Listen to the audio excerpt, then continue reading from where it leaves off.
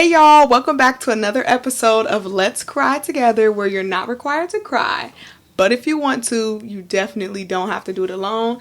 This is Miss K bringing you another special guest. As always, I have my granny, my grandma, my grandmother, my nana here with me today. And I am so excited because I think having conversations with people your age are very important, but I think when you talk to other people who are more seasoned in life, they're able to give you more wisdom from just the things that they've experienced and the relationship that they've built over time with God. So I'm here to allow for her to grace y'all with her wisdom and her presence. And I'm just super excited. I've known her all my life, obviously, so I'm going to turn it over to her and let her introduce herself and tell us a bit more about herself, and then we'll get right into it. Good evening, everyone. I am Betty Robinson. I'm Kyla's grandma, nana, and all the other wonderful things that she calls me. And I'm excited and a little nervous about sitting on her couch. But I take this is such a privilege. Thank you. And I'm grateful that you asked me to spend this time. Yeah. And just whatever we talk about is hopefully it'll give you some wisdom and others that hear the podcast. So that's what I'm here for. I have worked in the social field of housing for like the last 35 years. And I have enjoyed it. I've met all people from all walks of life in my journey. Even before I came to Ohio, the Lord had me in different aspects of life and met so many people. Yeah. And I think that's my calling to serve.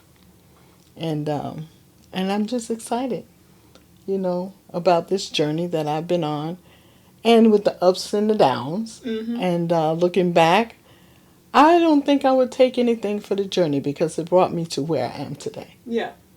Well, I'm excited to hear more about the journey and about the things that you've experienced. So yeah, y'all stay tuned because we're about to get into the nitty gritty of things. But y'all know the first thing that we do is we do our question of the episode. This is an opportunity for me and Nana to be able to share our opinion on this, but also for you all to be able to share how you feel and what you think about this question. So the question of the episode is, what do you think is the biggest misconception people have about mental health issues and drug addiction? For me, myself, just on the outside looking in, earlier in my life, you look at people and you say, hey, they don't have to be like that. Yeah. They can get help. They can get clean. They can do this. They don't have to act like that. And but when it hits home, you start to get a different perspective of things. Yeah. And the Lord took me on this journey with my son and with others. And he showed me that even in this journey with the mental illness and the drug addiction, the dual diagnosis, that he was still in the midst of the whole situation. And he walked me through it. Yeah, there were times that it was hard. Yeah. Really hard. But, when you have God on your side and you navigate through it with him, it makes the journey a little easier. So, that's what I've taken, the whole time. And with that being said, we as parents, we see certain things in our children as young children. But, back in my day, it was, they were just so hyper or bad, you're doing whatever. And you don't really look at it because that issue was never really addressed. Yeah. Back when I was a child or growing up, people had MRD, but to the extreme. But they didn't address the issues at hand that other people were displaying, right. you just kind of nixed it off and people went on with their lives. Right. But as I look back on things and see certain things, I see it a lot, even in other family members and stuff like that. But, the misconception is that people don't understand and you dismiss people. And that's the hardest part. Yeah. Yeah, no, I agree. I think my answer would definitely be that certain things are a choice. Like, they're choosing to continue to use drugs, or they're choosing to do certain things. And it's like, nobody wakes up every day and says, hey, I'm about to go and do this thing that's harming me, or that's cutting me off from a better life for my family, or, the opportunity to do all of these things. Something happened in their life that steered them down this road, and this is not an easy road to get off of. Nobody wants to be addicted to drugs or addicted to alcohol or addicted to anything. Right. It just, something happened in their life, and I think people just are like, oh yeah, if they wanted to, they would. And it's like, no, if they could, they would. Right. They want to. Right. They're not just making this like, I mean, yes, they're making a conscious decision, but it's not a decision that's like an easy one. It's like something that they almost have to do. Right. Because they're addicted, Right. And same with mental health. Like, I think some people are just like, oh, they're, like, I don't know. I just think some people just think that some things are just easier than they are. Right. And it's like, it's not as easy as you're making it sound or seem. Absolutely. So like you said, like, a lot of things you saw back then, or like, it was just normal, or they were just given other labels, but like in reality that was actually a real thing that needed to be dealt with. But it wasn't, because people were either in denial or they didn't understand. Absolutely. They weren't educated on those things.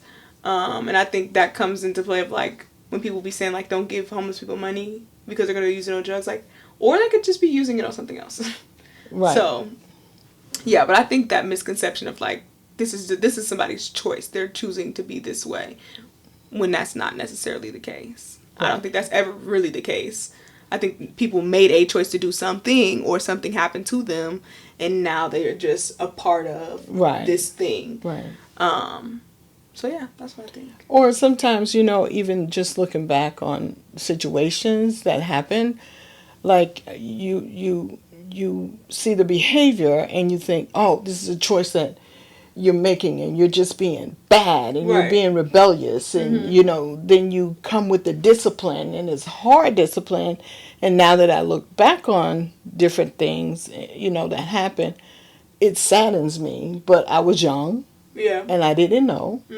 And if I had known, or if I was educated, I would have probably reacted a lot different than what I did. And sometimes I beat myself up on it a lot, but I'm learning to forgive myself for not knowing. And then moving on, when the situation occurred later on in life, and, doing what I felt God called me to do. It didn't matter about what people thought. Oh, you need to stop. You're enabling. You're doing this and you're doing that. But I knew in my heart of hearts that God wanted me to be there and support. And it's not an easy thing. But people think that people think that people are crazy. Even my son, he would say, you think I'm crazy. And I'm not. But that wasn't the case. And that was my other one. My other one was, people think that they're not there anymore. Right. And they're 100% there. 100%. They just don't have control over, yes, the way that they used to have control, or the way that you're used to them being in control. Right. But they're there. And I think sometimes people say and do things to people who are dealing with mental illness or drug addiction as if they're not still talking to the same person that you knew before they started experiencing those things. Absolutely. So then you you cause a lot of like pain to them, but you think, oh, you're not even there no more, so like I could just say whatever. But like, no, they're still people, they're still human. Absolutely. They're still who they were before, just in a different capacity now. Right. But yeah, so the question was, what is the biggest misconception people have about mental health issues and drug addiction? So make sure y'all drop y'all answers in the comments and just let us know what you think the biggest misconception is. And our first actual question is, who taught you the meaning of unconditional love? Who or what? To be honest, I can go back to when I was about 5 years old in the little house in Alabama. Mm-hmm. And my dad and my sister, we were in the house. And I just remember praying to God for a situation that had happened. And the reality of it all is I just knew who God was from a little girl. And don't ask me how, but everything that I did, he was always present. Mm-hmm. He was always a part of whatever I needed. Right. And whatever I needed, I asked him, and he gave it to me. And that's been my journey. He's always been there with me. He's always been a big presence in my life. Mm-hmm. And yeah, and then the form, the flesh, was my mother. Mm-hmm. I saw her give unconditional love to my father, her children, mm-hmm. her friends, people that she knew, people that she worked for.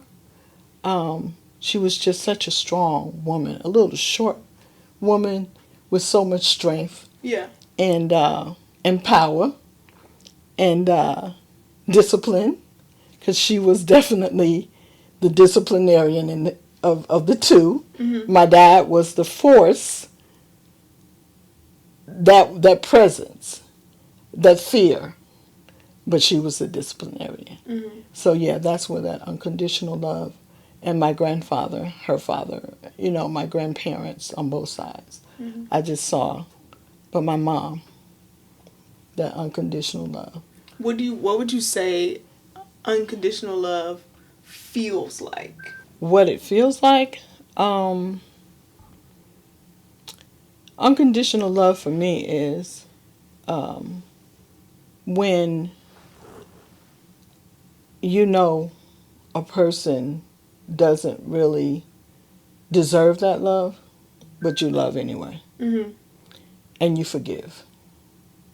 And you love anyway. And you forgive. And even when you have forgiven and things still pop up, you don't always have to be in the presence of that person, mm-hmm. but you still forgave and moved on. Yeah. So that's unconditional love for me. Okay. I would agree. I think who taught me the meaning of unconditional love, I think right now I'm learning what that looks like with God. Because obviously, like as a kid, sometimes you're given God by like your family. Mm-hmm. But as you get older, when you get to know him by yourself, and then you make mistakes, and then you're like, oh man, God really don't want to hear from me right now. But then you be like, no, that's not true. Right. So I think that's teaching me unconditional love. But then also, I think as a whole, my family 100% has taught me what unconditional love is, because I think we can go back and forth, we can bicker, we can literally do whatever, but we're gonna be at your house on the porch twice a weekend, kicking it, having a blast like never before. But also, people call and they apologize. Yes. People call, or we see each other and it's like, okay, bro, like, I know that was wrong or whatever, Right. you know, like things like that. And when it's not that big of a deal, when it really wasn't that deep, sometimes there's just not even a conversation about it. It's Right. just like, Right. okay, we here with it. Like we know that was goofy, whatever. And I will also say I've learned it from some of my friends as well. There has been things that my friends have shown up for, and I'm like, that was love right there. Like that was Yes. real, Yes. genuine love right there, and unconditional. So I think those are the reasons why I know what unconditional love means, and I think unconditional love looks like forgiveness, but I think it also looks like understanding. Yes. Because I think when you disagree, or when I can't understand why you're doing whatever, now I'm just ready to just bounce. But Right. instead, you should listen to understand, and then that gives you the ability to continue to love somebody through whatever is happening. Yes. Yes. Yes. So yeah, I think that's what unconditional love looks like. Yeah, and also one thing about that I love too is for God so loved the world that He gave His only begotten Son. That was unconditional. That was, and He's still Very. yes. He loves us regardless. He loves the saint. He loves the sinner. He loves the atheist. He loves everybody. It's the world. Yeah. And He gave His only begotten Son for us. And that was the example that we have. Also, my mom, me and my sisters, we could be fighting. Brother, Uncle Maine was a little tyrant sometimes. But she wouldn't allow us to go to bed at night mad at each other. Or if she caught us even arguing, she'd make us hug and hug and hug each other. And I took that on down to my children. And your children and my children. took it to us. Because I was going to say, Mommy did the same thing. She would make us hug. Anytime we would go somewhere, or me and Shina would be bickering back and forth, she would be like, that's your first best friend. Absolutely. Forget all these other people. Because if anybody's supposed to ride for you, it's her. And that's what my dad always said. Yeah. You all have each other. It was 8 of us. Only people you have in this world, he would always say, is each other. Right. So, so that was the nucleus that holds it together. Yeah. We have each other. And that's what we need to stand on. Yeah. Every day you have one another. You and Cheyenne in your nucleus. My 5 were 1 missing in their nucleus. Yeah. My 8, 1 missing in our nucleus. And it goes on and on. Right. And you forward that on with your children and your great grandchildren and great grands and on and on. Absolutely. So, I think that's just the greatest thing is LOVE, love. Yeah. And when we have that, you're able to move on with life in itself. Yeah. Just to talk a little bit about Rob, he always had that love for everybody. Everyone. And I would, you tell him like, Rob, you can't help everybody. And people would look at him and say, well, he's got 2 kids and he's not there and he's not this. But the love he had for those children, it just spilled over into them. And if he would talk to Catherine almost every week. He would call Tehran. It was just a communication and just being there. Yeah. And with that love. And people take love for, kindness for weakness. And sometimes I have a problem with that situation. But God has to pull me back into, reel me back in and say, no, this is the life that I had. And I chose, he didn't choose it, but it worked out for his good. Right. I used it, and for the good of other people. Yeah. And you, afterwards, after we saw it, but then we really saw it. When he passed, we 100% saw it, because did we put the balloon launch together? No. Someone else in the community Someone else did. in the community did. And the amount of people that showed up, I was like, who are these people? Because I don't know any of these people. Yeah. But the way that they showed up and the way that someone who was addicted to drugs and had mental illness packed out an entire church. And I'm in the front, so I couldn't see that. And this is not a small church either. Yeah. It was a very large church. So he touched lives we didn't know about in this community. Yeah. And I knew that with the unconditional love, even though it was COVID, that my family would be there. Mm-hmm. My brothers, my sisters, my cousins who were here, my family who was here. I didn't expect people to come from all over. And then when you take into consideration that it was COVID, there were people who didn't come. Yeah. So imagine if it wasn't COVID and yes. people came who, like the people who couldn't come because of COVID, yes. would have also come. Yeah. Yeah. Yeah. Yeah. So that, that unconditional love is just so powerful. Yeah. And love in itself is powerful. Absolutely. For sure. So you said that unconditional love feels like something may happen and then you forgive and you continue to love. So how do you balance unconditional love and boundaries / respect? Because I think people can get it misunderstood and feel like, oh, unconditional love looks like accepting whatever's being given to you. So how do you balance the two? Respect / boundaries and unconditional love. Yeah, you have to put a boundary there. And because people will take advantage of you. Mm-hmm. And so my thing is you have to learn how to say no in a loving way. Yeah. Like, this is unacceptable for you to take advantage of my kindness, my love.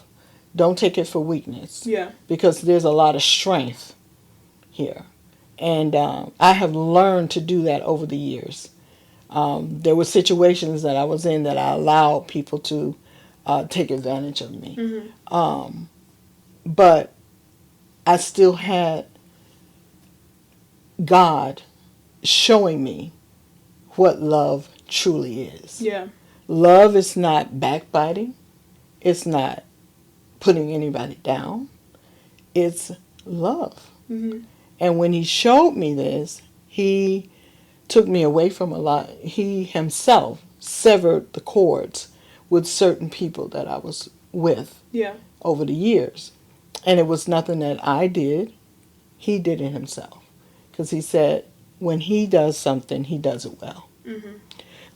And it was an unhealthy situation. Would I change that period of my life? No. Because it brought me closer to him. Mm-hmm. It taught me so much more about him in depthness that I probably would not have known had I not been with this group of people. Yeah. Yeah, no, I totally agree. And I think the part where you said you have to learn how to say no, and the severance of some relationships is really good, because I think that unconditional love doesn't stop when you say no, or it doesn't stop when you are not in close relation with people. Like, I can still unconditionally love you from a distance. Yes, absolutely. And I think that would even be my answer to it. Like, the balance between the two is knowing when you have to let something go, but still being able to love somebody through the let go. Yes. Love somebody through the ups and the downs, but also being able to have unconditional love for yourself and knowing that you shouldn't just accept anything that's being given to you. Absolutely. Because then you lose yourself and all of yes, that. Yes, So yeah, I think you got to know when to, what's the song? Know when to hold it, know when to fold it, know when to walk away. And know when to run. And know when to run. You got to know it. You got to. Because if you don't, you'll get swallowed up. You'll get swallowed up. You'll lose your own identity. You'll lose a lot. You'll lose what God has called you to do. Yeah. And I think for years, not that I had lost my identity, because the most important thing to me was always love. And I had unconditional love for everybody. There was no respect of person. Mm-hmm. Once we were walking on campus, myself and some people, my friends back then, And there was a soothsayer there, a madam, a medium, or whatever you want to call it. Mm-hmm. And we were all walking on campus. It was 3 of us. And she pulled me out. She singled me out. And she said, God has always given you a gift of love. Mm-hmm. You have no respect of persons. You love. And you love. And I was like, why is this woman saying this to me? Because, automatically I'm thinking like, Yeah. What the Bible says about that situation. But I never forgot that Mm-hmm. the whole time. Why would this woman single me out and not the others? Right. Because God saw and wanted me to know what was in me. And don't lose sight of that. Yeah. And you probably needed it at that way time. down the line and at that time. Yes. Because, I don't know how long ago that was. But, it was years ago. Right. And you still remember it to this day. Vividly. Yeah. So, when has your love been put to the test and how did it overcome?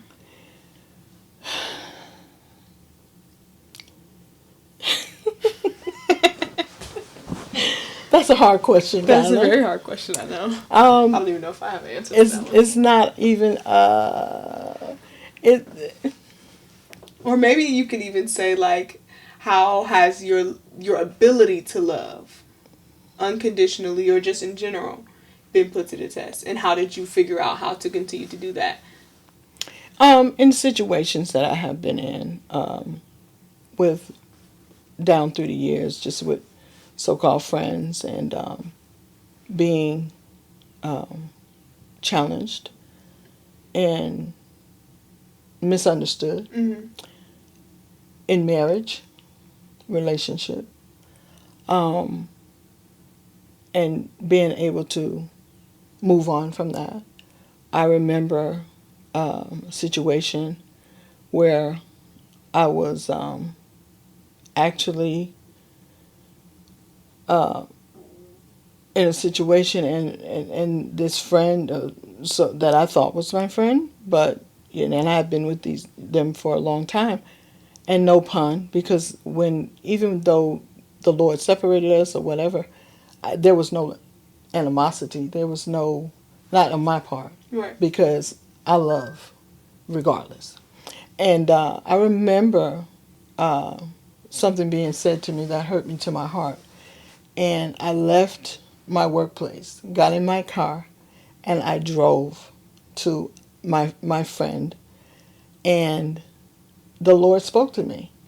And he said, dry your tears. He said, people, it's a scripture where they have used the liberty of God for the cloak of sin. So, when you try to control God's people, he doesn't, and he knows their heart. He's going to deliver them. Yeah. And that was always my prayer. So, yeah, just being able to move on from that situation, from situations in a failed marriage relationship, even in the marriage that I'm in now, just to move forward and not remember those things, because God, don't get me wrong, sometimes things crop up, but you still have to put it back down, right. Dismiss it, because this is not the hour that you're living in now. Right. He forgave me, so forgive. Yeah. And that's the biggest part about it, and then to forgive yourself. Because you have to love yourself. He said, love thy neighbor as you love yourself. So if you don't love yourself, and that's a big part of our unconditional love, do we really love ourselves? Yeah. Do we really love ourselves? That's what I want to ask. I ask myself sometimes, do you really love yourself? Yeah. Because if you don't love you can't. One, nobody can love you either. Yeah. But also, you can't love anyone else. Right. Or at least you will love them, but to the same capacity that you love yourself. Yeah. So, yeah. But yeah. That was pretty good. I would say, when has my love been put to the test? I think all of my life, my love has been put to the test with a particular situation. I think just not having a father within the home, or just a dad who did what I felt like needed to be done. Right. Or what would typically be done by a present father. Definitely put my love to the test because I was being, told one thing and then the opposite of that thing was happening. Right. And so I've always had love for him, and obviously, I love him. But I've always known it was not in the same way that I, loved my mom. Right. Or, loved, y'all. Because the relationship wasn't there. Right. And so I think, and then when things continue to happen all the time and nothing changes, I think that unconditional part is okay, yes, I still love you, and there's not necessarily a condition, but there is I don't even know what to call it, but I will say now that I'm getting older, my love is overcoming because I'm just stepping back and I'm just allowing for things to just be whatever they're going to be. But also, I think that I am trying to realize that everybody was just a girl, just a boy. Yeah. And everybody didn't know. Right. Everybody doesn't know. Right. Now, that doesn't mean that I don't still hold people accountable. Absolutely. For what you did and how you acted or didn't do, whatever. But there is more of an understanding that maybe you were just young. Mm-hmm. You also went through things that caused you to do whatever you did. Right. Mm-hmm. This still doesn't change what happened. The facts, yeah. So I think that's how my love is overcoming in that way, because I'm just listening to understand, loving to understand, and allowing things to just, this is what it is, and we're just going to move on with it. I think also, with the situation with Rob, I learned so much watching him and being there for him, even when I was told, you can't, you're enabling him, you're doing this, you're doing that. But I knew that love was going to keep him. Yeah. And he wasn't like, my friend has a daughter, and two different people, but the same situation. Right. And she goes through. But God showed me a long time ago that everything that we go through in life is not for ourselves. Absolutely. It's for somebody else that's going to be down the road. Mm-hmm. And you have to be and have enough love of God in your heart to know when to share that. Because had I not been able to share the situation with my son and go through this with my son, I wouldn't be able to share with her that God is a helper. Yeah. He is the one that's going to help you every day. He's going to enable you. He's going to give you that unconditional love, no matter what she says to you, no matter what happens. Right. You're still going to be there. Yes, you're going to retreat, but then you're going to go back. Right. Because that love keeps pulling you. And that's that mother's love. Mm-hmm. And I'm not saying that fathers don't have it. It's a different way. It's a different way. But mothers, we have that heart of God, I believe. Because we carry them under our hearts. Mm-hmm. There's some mothers that can walk away and never look back. I wasn't one of those. And I thank God for that. Yeah. So, you just got to continue and allow God to use you in every situation. And when he does, we overcome by the blood of the Lamb and the word of our testimony. So if you don't have enough love in your heart to share that, and he gives you people along the way. Because I learned so much about the mental illness. And it wasn't just drugs. Drugs, mental illness leads to drugs for some people. Right. Or drugs lead to mental illness for some people. Right. And then there's just people with mental illness or drug addictions. Right, yeah. Or whatever addictions that they have. But there's always deliverance. Absolutely. And how we deliver, how we want them to be delivered is not always the way God delivers. Yeah. And I had to learn that, because there was times that I just said, like, Lord, I prayed for this person. People call me a prayer warrior, or prayer, and I believe that God does use me in prayer. Mm-hmm. But I prayed for other people for deliverance on this side, and they were delivered, moved on to live productive lives. Why not mine? And then I look back and I say, the Lord shows me, why not? Because I knew what you could withstand. Yeah. He knows who he can entrust with certain things.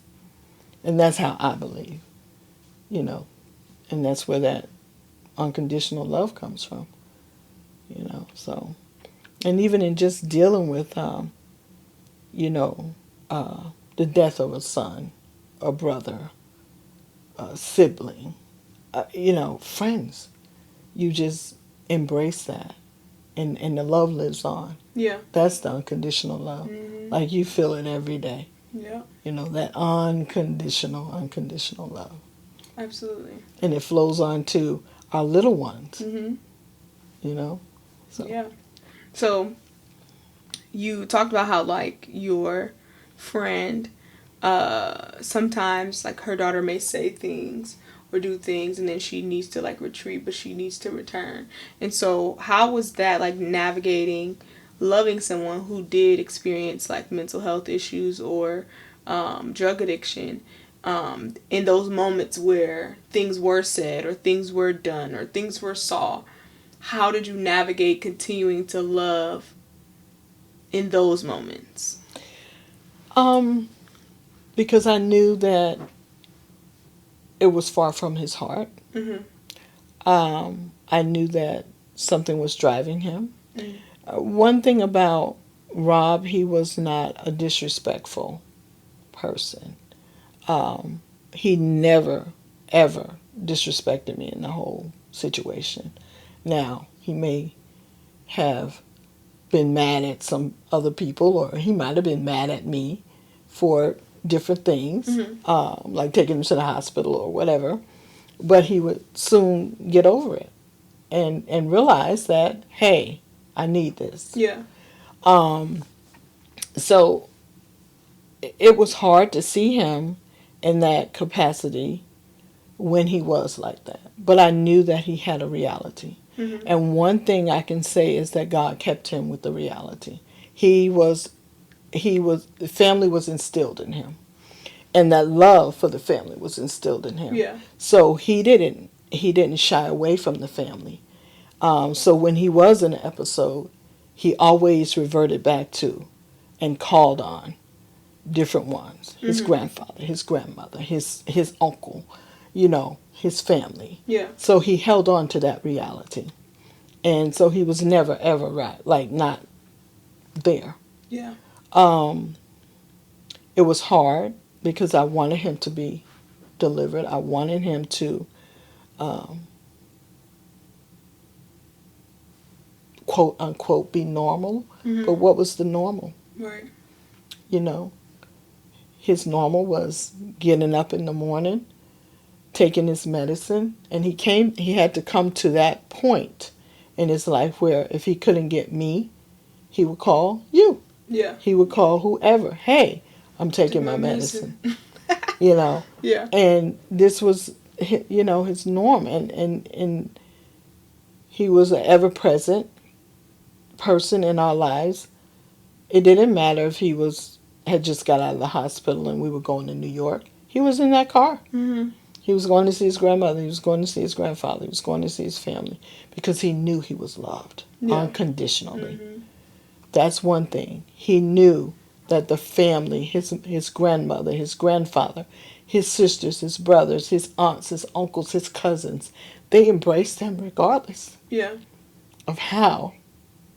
If he walked around the house 20 times smoking cigarettes, his grandfather, leave him alone. Yeah. Don't bother him, Gene. Leave him alone. He's okay. So that's unconditional love. Mm-hmm. They never shied away from him. And I thank God for that. Yeah, absolutely. For sure. So that's unconditional love. Yeah. And to have a family like that, a lot of people don't have it. Mm-hmm. When Rob first came to Ohio many years ago, he ended up at Twin Valley. Mm-hmm. And there was a reason. We think it's always a bad thing, but God has his people there. Yeah. And he ended up at Twin Valley, and he had a wonderful amount of doctors around him and therapists. And I was there. I was the only one bringing food to him every day at lunchtime. I would run up there, take him food. And one day, this young man was there, and he kept circling the table. And my son, Rob, he was definitely a protector, regardless. Mm-hmm.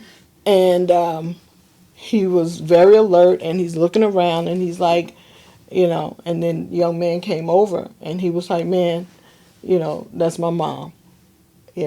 Like, there's a barrier. And I said, it's okay. He said, I know you. The young man said, I know you. I said, you do? He said, yes, I know you. He said, you Miss Robinson? And I said, yeah. He said, I was in your class.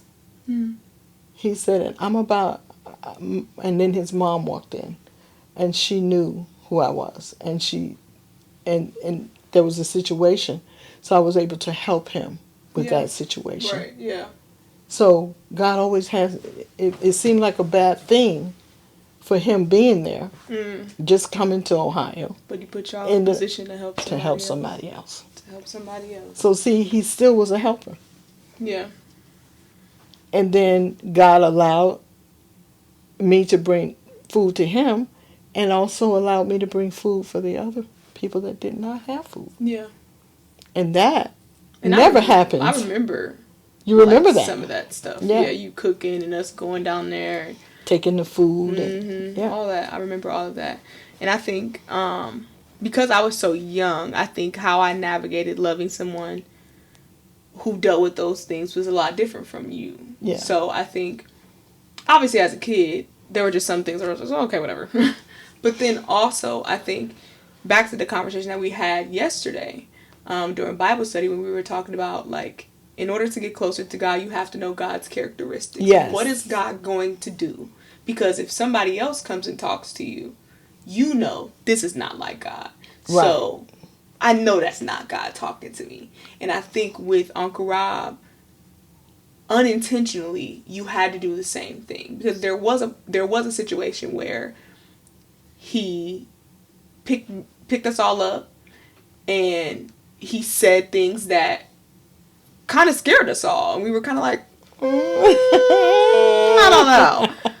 But because we knew him, right, and we were young, we knew his characteristics and how he actually talked. Right, we knew that wasn't him, and right. He was having a moment, right, and so we knew, okay, we're not, and we were never like in any harm. Yeah, we were never unsafe, but we knew that it wasn't Uncle Rob talking to us. Right. And so we knew, okay, we need to call mommy or whatever. And I actually don't even know how the situation happened, but I feel like maybe Campfire might have called mommy and them, or maybe mommy went to go pick us up and we weren't there, and she was like, bro, what, like, where y'all at? But I don't know. Anyways, but I think just knowing who people actually are, mm-hmm. and knowing, because even in that situation, he showed his love in that, because he was like, I'm here to protect y'all. Like, right.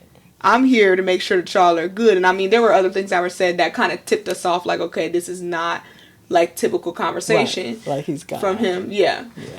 But I think just the way I navigated it was, I knew who he actually was. And mm-hmm. so when there were moments where he was doing things that weren't his normal behaviors, right. I was like, okay, this is the mental health talking, or this is, right. whatever. Mm-hmm. Talking. And so I think just knowing people, and I think that goes for everybody too. Yeah, like absolutely. Not even just people who are dealing with those types of things, but just people who are just people that you love. Like, yeah.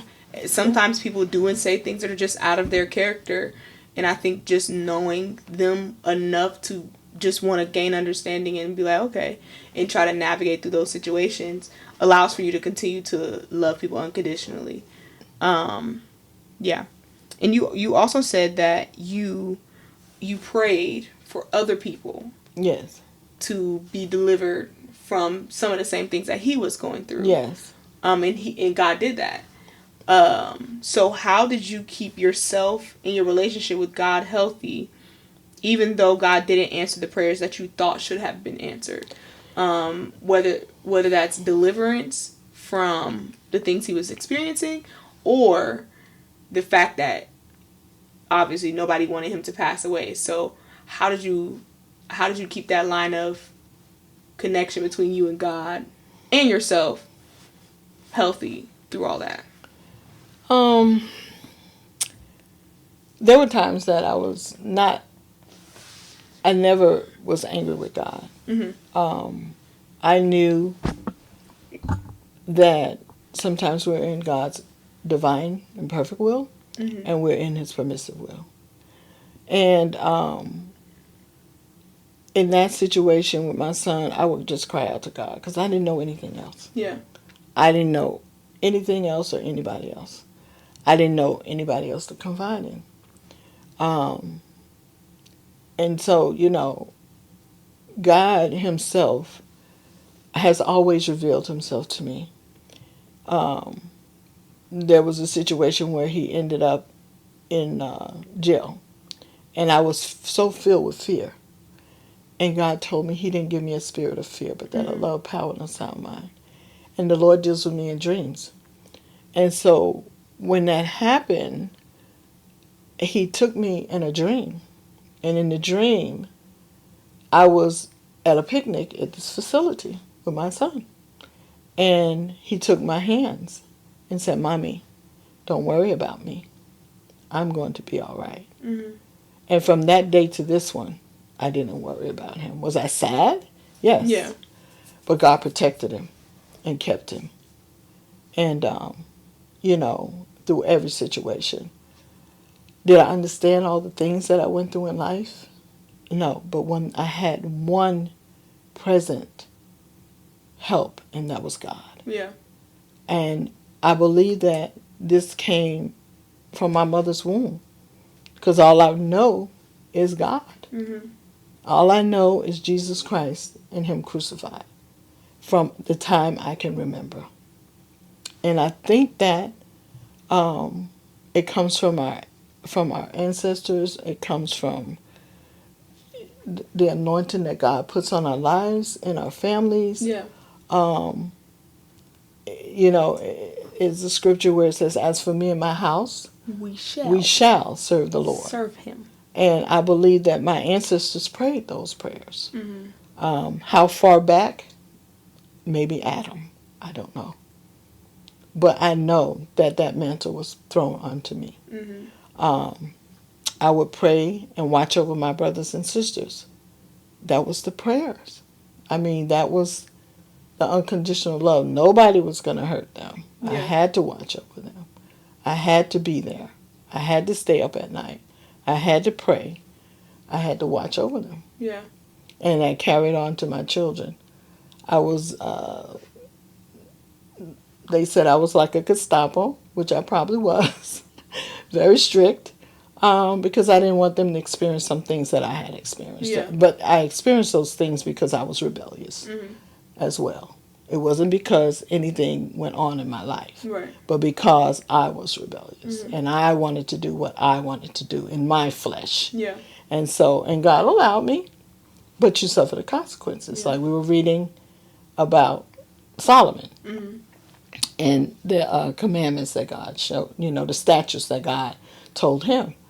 So, and that's been my ever present is God. Yeah. So he kept me. He helped me navigate through it, even though I had the questions, even though I cried, even though I said, Lord, why mine? And then another voice would say, why not?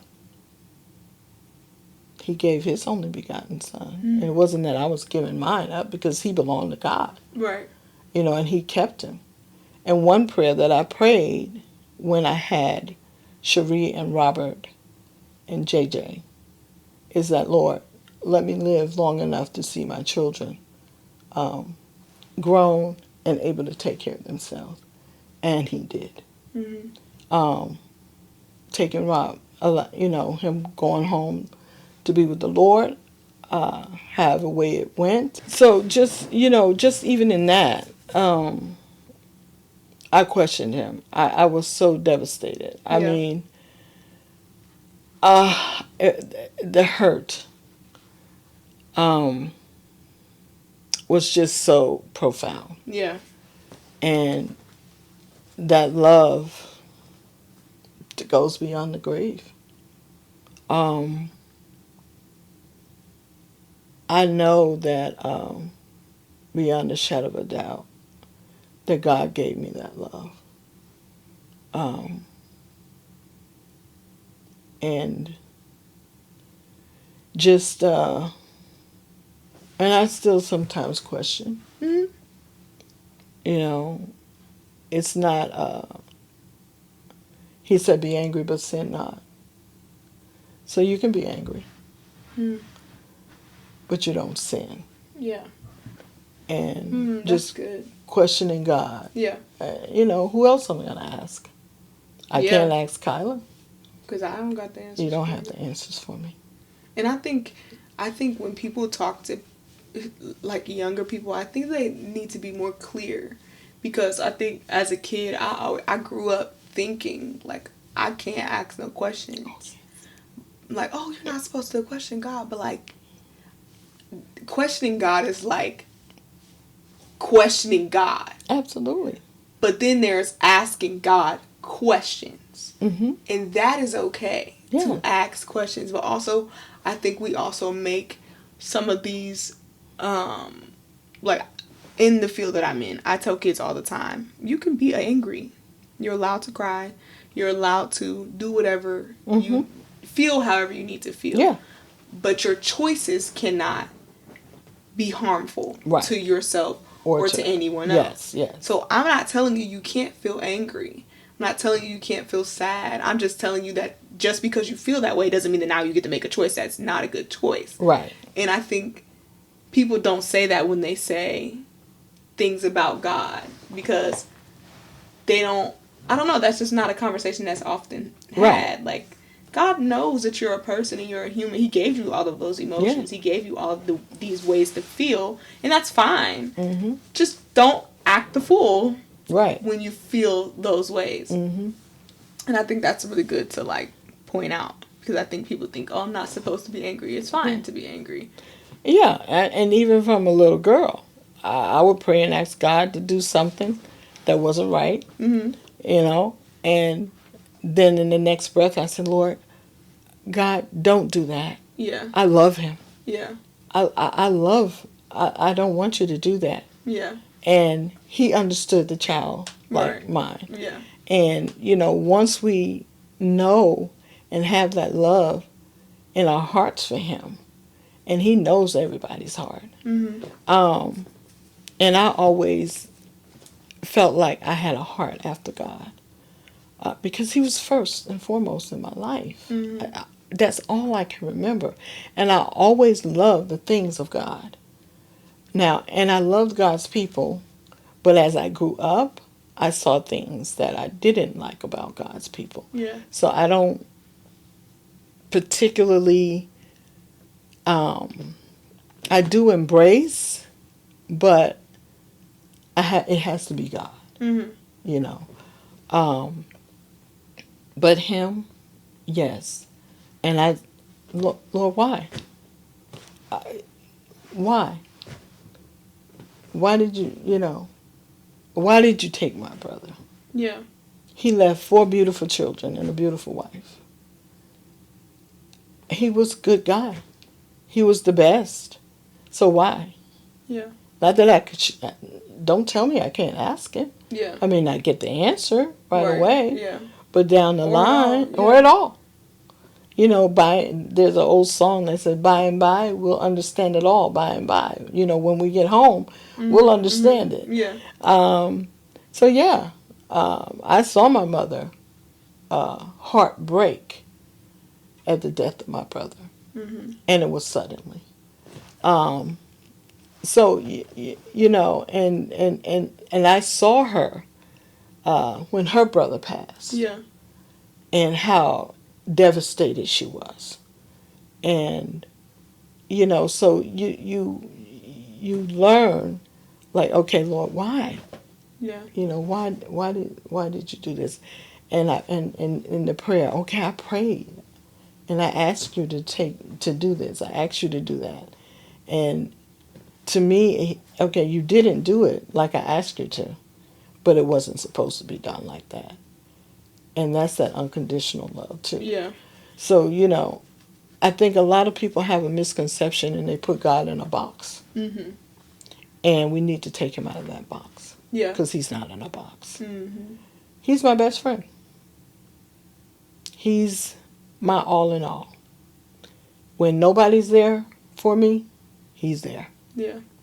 When I can't talk to somebody, he's the one I talk to. He's the one that sustained me from my mother's womb up to this present moment. Mm-hmm. And once we realize and look back on all our teachings and all our faults and our failures and our ups and our downs, we have to see God in everything. Mm-hmm. We have to. Because if you don't, what do you have? Yeah. What do you have? And that's the legacy that I want to leave with my children, my grandchildren, my great-grandchildren, my brothers, my sisters, my nieces, my nephews. And I think, you know, and that's why I love them. I love hard. And I love fully. And I hope that every one of them, all my cousins, my aunts, my uncles, I try to stay in touch with. Everybody laughs, like, you stay in touch with everybody. You know everybody. I don't know everybody, but I do try to. Family reunion, she know there'd be like 200-300 people there, and she know everybody's name. Kylie, you remember them? I don't know them people. I try to be present. Yeah. You know, and keep my presence there, that they would remember me, that they would, you know, realize who I am. Yeah. You know, and just see that love. That's all I want them to see. Yeah. It's the love of God. Absolutely.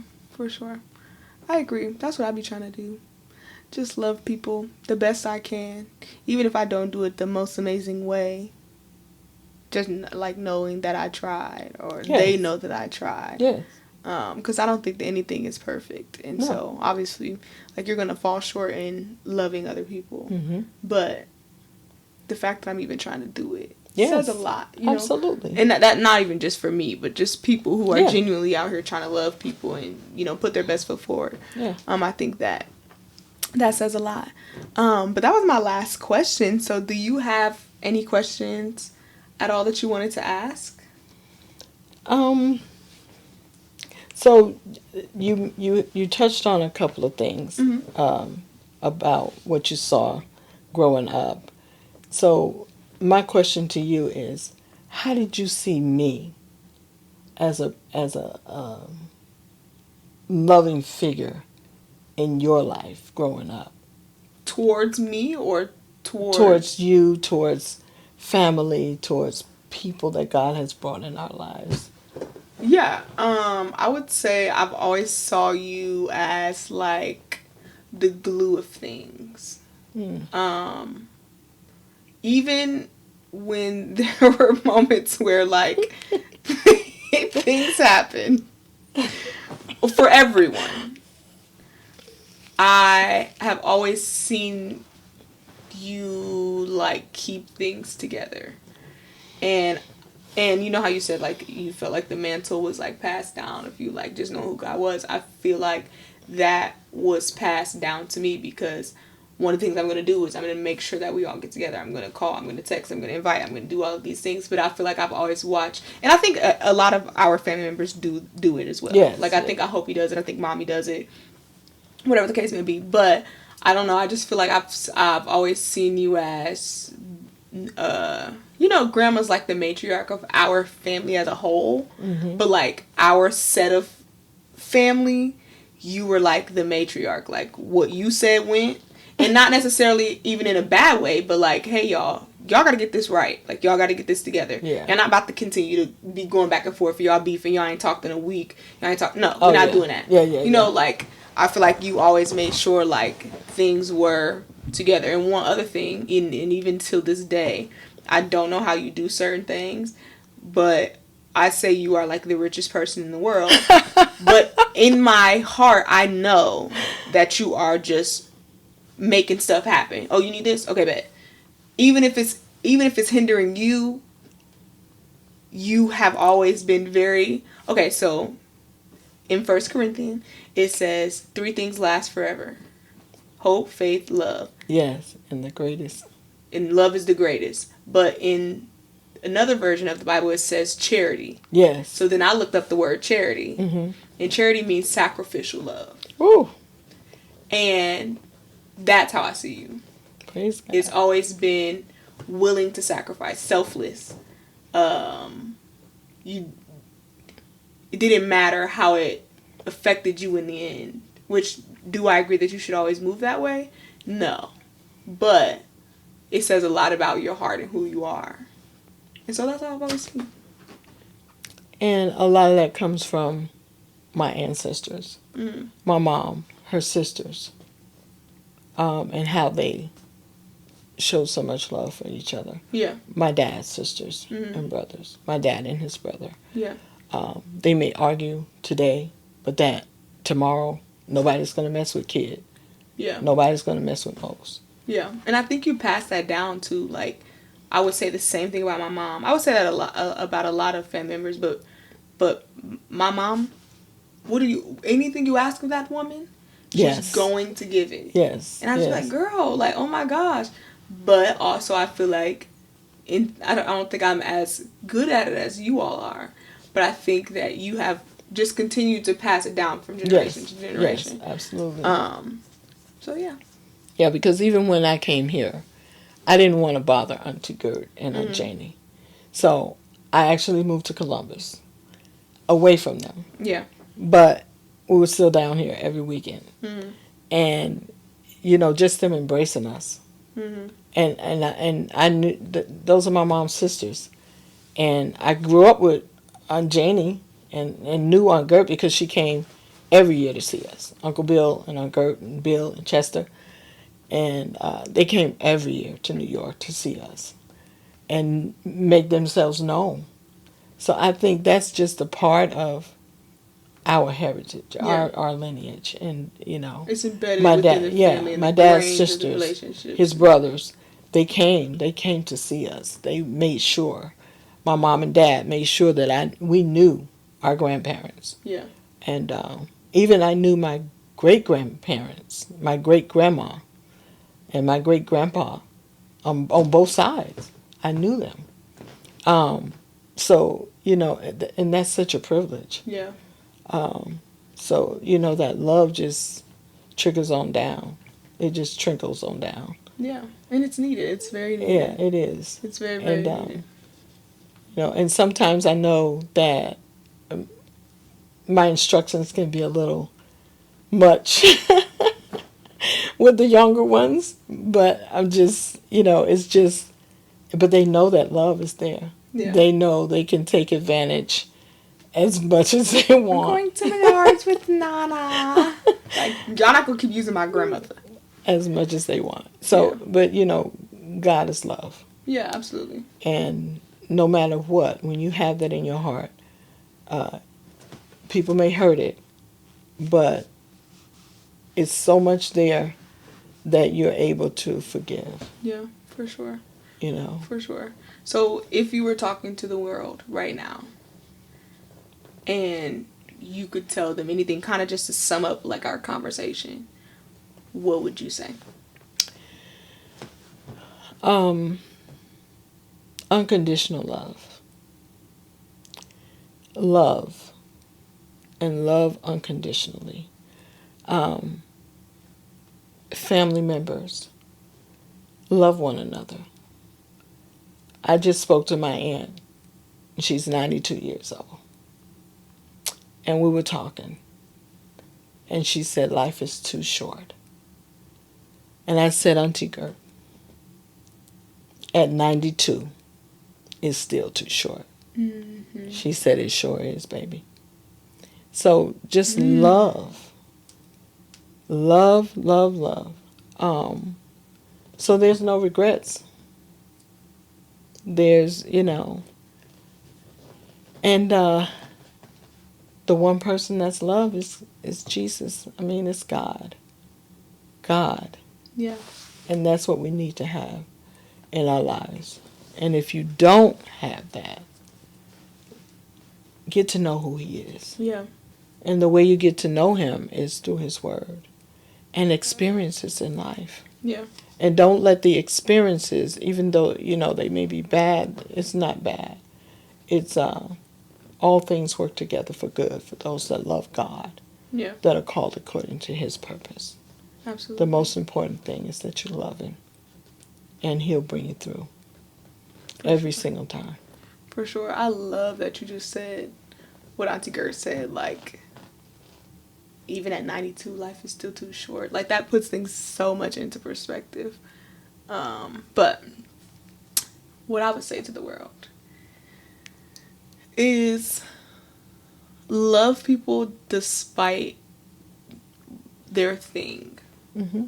Despite their disability, despite their addiction, despite their mental health issues, despite how they may say or handle things. Like, just love people despite their things, their stuff, and do it in a way of charity, where it's selfless, where it's sacrificial, where you're willing to sacrifice something or someone, not someone, but just willing to sacrifice. Mm-hmm. But yeah, that's what I would say to the people of the world and all the people who are watching. And y'all know I appreciate you all for coming to another episode of Let's Cry Together, where you're not required to cry, but if you want to, you definitely don't have to do it alone. And I thank you, Nana, for coming and sharing your wisdom and your heart with all of us. And I hope that you come back and we sit down again and talk together. But thank you all so much for watching. Make sure you like, comment, and subscribe. All the things that the kids say. Pull back up to another episode soon. I love you all and have a good night. Bye-bye. Did you taste your juice? That's good. I liked it. Mm-hmm. It's watermelon, apple, mint, and lime. Really refreshing. Very.